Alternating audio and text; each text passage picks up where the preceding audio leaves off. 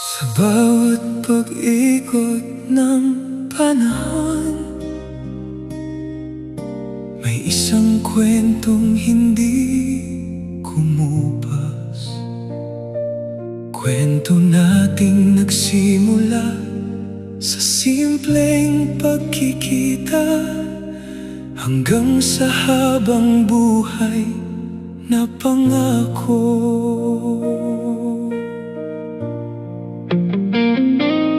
Noong 2004, una kitang nasilayan. Sa wimsu nagsimula ang tibok ng aking damdamin. Sa kaklase mo'y hiningi ang iyong numero, upang makilala ka ng lubusan kahit unti-unti. Isang simpleng text ang aking ipinadala. Hello, kumusta na? Ang unang bati ko, hanggang ngayon sariwa pa rin sa alaala.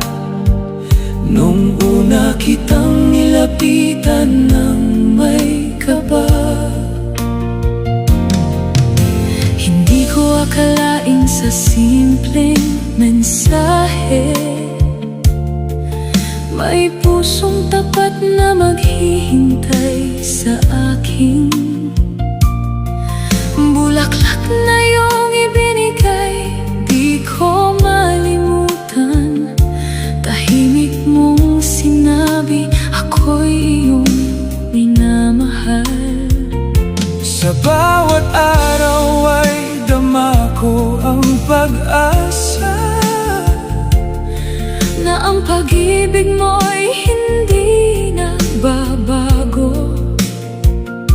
Unti-unting natutunan kong ibigin ka, at buksan ang pintuan ng aking puso.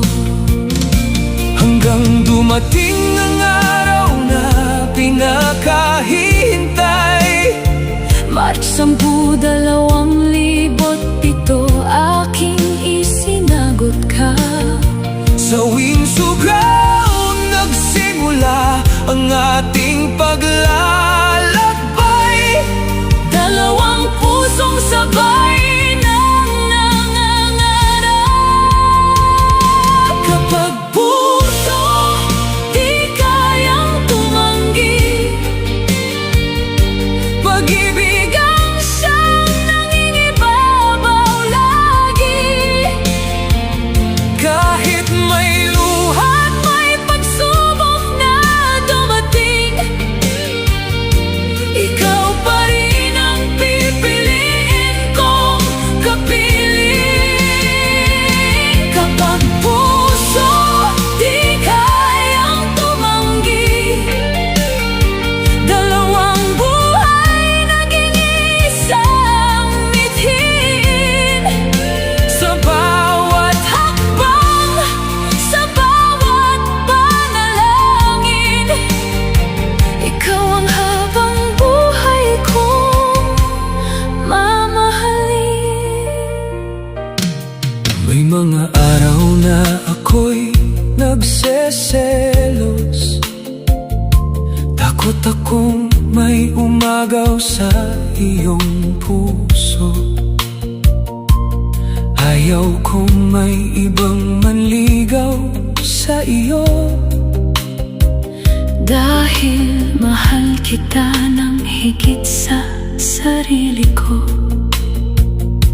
ngunit nang makita mo ang aking naramdaman, Naunawaan mo ang bigat ng aking dinadala.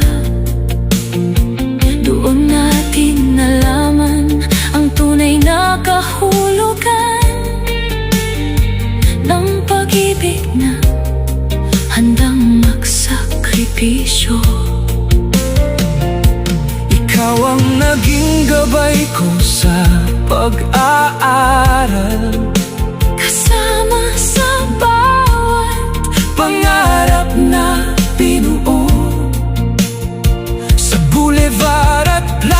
persing iniwan natin ang mga alaalang walang katulad.